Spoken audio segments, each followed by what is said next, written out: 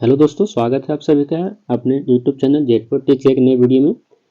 दोस्तों आज के इस वीडियो में हम लोग हिंदी का यहाँ दोस्तों क्लास 10 जो हिंदी है 100 नंबर का, उसके लिए 50 मोस्ट इम्पोर्टेंट ऑब्जेक्टिव क्वेश्चन देखने वाले हैं। यह ऑब्जेक्टिव क्वेश्चन एक सेट तौर पर बनाया गया है, जिसमें से आप देख सकते हैं यहाँ पर लिखा हुआ है कि प्रश्न 1 से 100 तक दिया है, जिसमें से आपको 50 प्रश्न को ही उत्तर OMR शीट पर रंगना है। इस तरह से आपको तो हम 50 ऑब्जेक्टिव क्वेश्चन को इसमें देखने वाले हैं।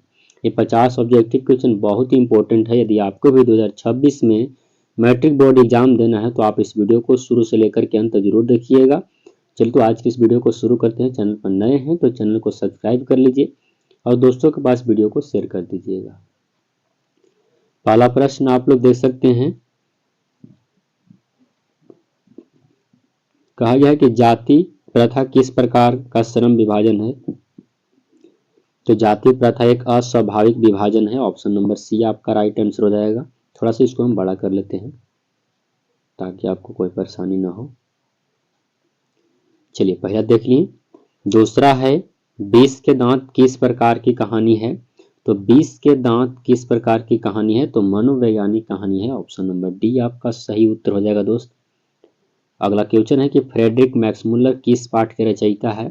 तो फ्रेडरिक मैक्समुलर जी भारत से हम क्या सीखें उनका लेखक हैं। ऑप्शन नंबर आपका ए राइट आंसर हो जाएगा। अगला है कि जिसकी उपमा दी जाए उसके लिए एक शब्द आपको बताना है। तो जिसकी उपमा दी जाए उसके लिए एक शब्द उपमेय होता है। ऑप्शन नंबर डी आपका सही उत्तर हो जाएगा। अगला प्रश्न की बात करें दोस्तों, तो अगला क्वेश्चन आप लोग के सामने है, महाविद्यालय नामक कहानी संग्रह किनकी रचना है। तो महाविद्यालय नामक कहानी संग्रह जो है वो किनका है, तो विनोद कुमार शुक्ल जी का है। Option C. अगला प्रश्न, लेखक के अनुसार मनुष्य के नाखून किसके जीवन प्रतीक हैं।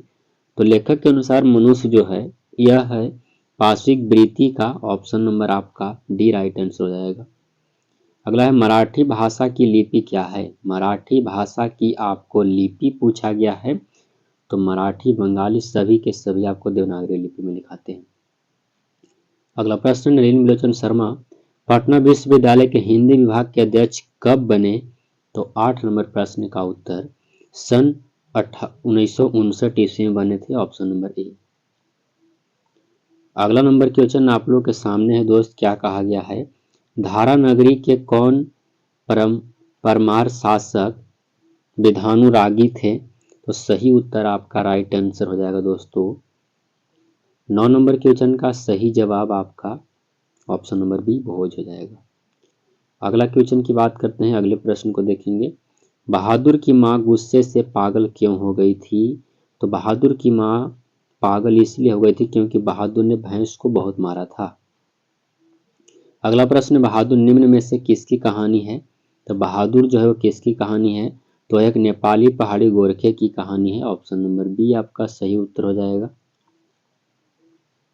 अगला नंबर क्वेश्चन आप लोग के, जातिवाद के पोषक द्वारा श्रम विभाजन किसका दूसरा रूप माना जाता है।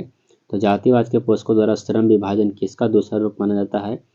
12 नंबर प्रश्न का सही उत्तर आपका हो जाएगा दोस्तों किसका, तो राइट आंसर आपका हो जाएगा जाति प्रथा। श्रम विभाजन किसका है, तो जाति प्रथा।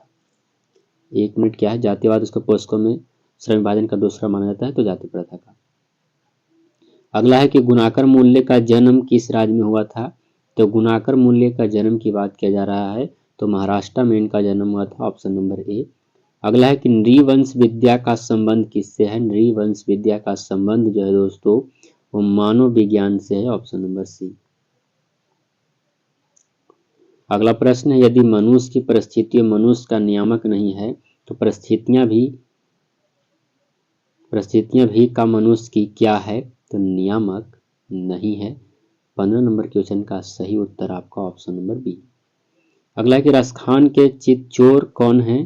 चित्चोर कौन है, तो कृष्णा जी हैं। ऑप्शन नंबर डी आपका राइट आंसर हो जाएगा दोस्तों। 17 नंबर क्वेश्चन देखिए। 17 नंबर क्वेश्चन क्या है, किसने सोवियत संघ पर आक्रमण किया था। तो सही उत्तर आपका 17 नंबर क्वेश्चन का राइट आंसर हो जाएगा हिटलर।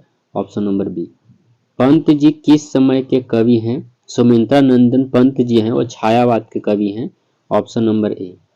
अगला है कि प्रेमघन ने रसिक समाज की स्थापना कब की थी? तो प्रेमघन रसिक समाज की स्थापना सन 1873 ईस्वी में किए थे, ऑप्शन नंबर सी आपका सही उत्तर हो जाएगा। बिस्मिल्लाह खां का जन्म कहाँ हुआ था? तो बिस्मिल्लाह खां का जन्म डुमरांव में हुआ था, आप लोग अच्छे से पढ़े होंगे, ऑप्शन नंबर सी आपका राइट आंसर हो जाएगा। अगला नंबर क्वेश्चन देखिए क्या कहा गया है। अगला प्रश्न है मैक्स मुल्लर कहाँ के रहने वाले थे? तो मैक्स मुल्लर जर्मनी के रहने वाले थे, जर्मनी डेसाउ के रहने वाले थे। अगला नंबर प्रश्न है कि कवि प्रेमघन द्वारा अधिकांश काव्य रचना किस भाषा की गई है? तो सही उत्तर आपका राइट आंसर हो जाएगा, प्रेमघन जी के द्वारा अधिकांश ब्रज और अवध भाषा में किया गया है, ऑप्शन नंबर आपका बी राइट आंसर हो जाएगा। 23 नंबर क्वेश्चन की ओर बढ़ते हैं। 23 नंबर प्रश्न देखते हैं क्या कहा गया है। चलिए 23 नंबर क्वेश्चन देखेंगे। देखिए 23 नंबर क्वेश्चन है इरस खान द्वारा कृष्ण लीला का गान किया गया है, तो पदों में या धानाछारी में या दोहों में या फिर सवैया में? सही उत्तर आपका राइट आंसर हो जाएगा सवैया छंद, ऑप्शन नंबर डी। अगला है कि अनुज का विलोम शब्द क्या होता है? तो अनुज मतलब छोटा होता है और अग्रज माने होता है बड़ा, तो ऑप्शन नंबर बी आपका राइट आंसर हो जाएगा।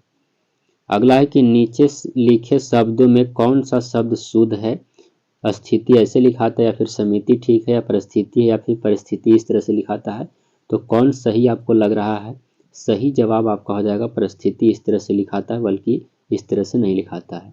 समिति भी गलत लिखा हुआ है, स्थिति भी गलत लिखा हुआ है।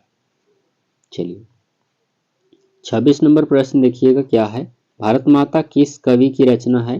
तो भारत माता के कवि जो है सो सुमित्रा नंदन पंत जी हैं। अगला है कि स्वर्ण किरण किस कवि की रचना है? तो स्वर्ण किरण जो है किस कवि की रचना है? 27 नंबर क्वेश्चन का सही उत्तर आपका राइट आंसर हो जाएगा सुमित्रा नंदन पंत की। अगला है कि किसने जिंदगी में पहली बार अस्पताल का विरोध नहीं किया? तो सही उत्तर मां, ऑप्शन नंबर डी। दधीची की हड्डी से क्या बना था? दधीची की हड्डी से क्या बना था? तो इंद्र का ब्रज बना हुआ था, ऑप्शन नंबर आपका बी राइट आंसर हो जाएगा। अगला प्रश्न देखते हैं 30 नंबर क्वेश्चन। आधुनिक साहित्य में एक प्रमुख प्रतिभा थे, वो कौन थे? सही जवाब आपका राइट आंसर हो जाएगा दोस्त सच्चिदानंद हिरानंद वात्स्यायन अज्ञेय जी, ऑप्शन नंबर, जिनका जो कविता है वो क्या है? हिरोशिमा। हिरोशिमा आप लोग कविता पढ़े होंगे, इनका कविता है। अगला है कि माँ रात में कितने बजे हॉस्पिटल से लौटकर घर आई थी? सही जवाब वह 11 बजे लौटकर घर आई थी, ऑप्शन नंबर डी। अगला है कि आत्मजयी नामक प्रबंध काव्य किस कवि द्वारा लिखा गया है? तो यह तो आत्मजयी जो है वह है कुंवर नारायण जी का, ऑप्शन नंबर सी। देवनागरी किसे कहा गया है? देवनागरी किसे कहा गया है? सही उत्तर आपका राइट आंसर आप लोग को ऑप्शन देख के ही नजर आ गया होगा कि देवनागरी काशी को कहा जाता है। अगला है गांव में जुआरी किस का व्यक्ति कौन था? तो जुआरी नाम का एक लड़का था जिसका नाम था रंगपा, ऑप्शन नंबर सी आपका राइट आंसर हो जाएगा। अगला नंबर क्वेश्चन है सात कोड़ी होता किस भाषा के प्रमुख कथाकार हैं? सात कोड़ी होता किस भाषा के प्रमुख कथाकार हैं? सही उत्तर आपका राइट आंसर हो जाएगा। सात कोड़ी जो होता है वो उड़िया के हैं, ऑप्शन नंबर बी। अगला है किसने सीता को रसमलाई भेजी थी? तो सीता को रसमलाई भेजने वाली कौन थी? तो राधा थी, कैलाश की पत्नी, ऑप्शन नंबर आपका सी राइट आंसर है। अगला नंबर क्वेश्चन है कि मंगू के अलावा माँ के कितने संतानें थी? तो मंगू के अलावा भी माँ के संतानों की संख्या जो थी दोस्तों वो कितना था? सही जवाब 3 था, यानी मंगू के मिलाकर के कुल 4 संतानें थी। अगला है कि बहादुर पर चोरी का आरोप किसने लगाया या कौन लगाया? तो बहादुर पर चोरी का आरोप रिश्तेदार लगाते हैं, ऑप्शन नंबर डी। सीता के बड़े लड़के का नाम क्या था? तो सीता के बड़े लड़के का नाम कैलाश था, ऑप्शन नंबर ए आपका राइट आंसर हो जाएगा।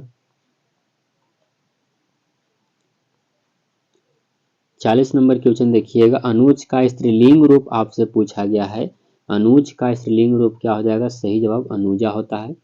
चंद्रगुप्त द्वितीय का व्यक्तिगत नाम क्या था?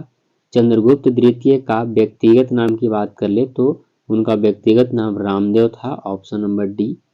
अगला है कि बिरजू कितने साल के थे जब उनके पिताजी की मृत्यु हो गई? तो 9.5 साल के थे, तो उनके पिता की उम्र 55 वर्ष थी और 55 वर्ष की उम्र में उनके पिता का निधन हो गया था। अगला है कि रसखान किस पर सैकड़ों इंद्रलोक को न्यौछावर करने की बात करते हैं? तो सही उत्तर आपका राइट आंसर हो जाएगा दोस्तों। किस पर बात करते हैं? तो करिल के कुंजन पर, ऑप्शन नंबर ए आपका राइट आंसर। अगला है क्या? राम नाम बिनु बिरथि जगी जन्मा शीर्षक कविता के अनुसार शरण में जाने का अधिकारी कौन है?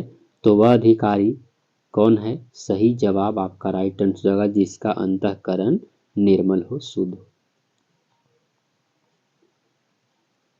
चलिए अगला नंबर क्वेश्चन है कि एक वृक्ष की हत्या शीर्षक पाठ में दूर से कौन ललकारता है? तो दूर से वृक्ष रूपी चौकीदार ललकारता है। अगला प्रश्न, हिंदुस्तानी डांस म्यूजिक कहाँ है? तो हिंदुस्तानी डांस म्यूजिक जो था, जो कि बिरजू महाराज में, पंडित बिरजू महाराज में से लिया गया है। सही उत्तर आपका राइट आंसर हो जाएगा, यह था दिल्ली में। अगला है, नादिर शाह के सैनिक ने किसे मार डाला था? सही जवाब आपका राइट आंसर हो जाएगा, नादिर शाह के सैनिक जो है वो घनानंद को मार डाला था। कवि रेणु मारिया रिल्के किसका शानदार लवादा गिर जाने की बात करते हैं? तो प्रभु का, ऑप्शन नंबर आपका ए राइट आंसर हो जाएगा। कवि रेणु मारिया रिल्के जी कहते हैं कि जब भक्त नहीं रहेगा तो भगवान की पहचान नहीं हो सकता। जब आप कविता पढ़े होंगे तो अच्छे से आपको याद होगा। अगला है कि निम्नलिखित में सर्वनाम कौन है? यह, राम, भाई, बहन या फिर अच्छा। सही जवाब आपका राइट आंसर, यह सर्वनाम है। और इस वीडियो में 49 क्वेश्चन थे। आई होप कि आप लोग के 49 क्वेश्चन काफ़ी अच्छे लगे होंगे। वीडियो को लाइक कर दीजिएगा। चैनल पर पहली बार आए हैं तो चैनल को सब्सक्राइब करके जुड़ जाइए, क्योंकि अच्छे अच्छे कंटेंट आपको इस चैनल पर मिलते रहेंगे जब तक आपका एग्जाम नहीं खत्म हो जाता। यहाँ तक देखने के लिए बहुत बहुत धन्यवाद दोस्तों। मिलते हैं नेक्स्ट वीडियो में, तब तक के लिए जय हिंद दोस्तों। जिनको 2026 में मैट्रिक का एग्जाम देना उनके पास शेयर जरूर कर दिया, चाहे दोस्त भाई रिश्तेदार जो भी हो, क्योंकि काफ़ी हिंदी का शानदार क्वेश्चन मैंने आप सभी को कराया। मिलते हैं नेक्स्ट वीडियो में, तब तक के लिए जय हिंद दोस्तों।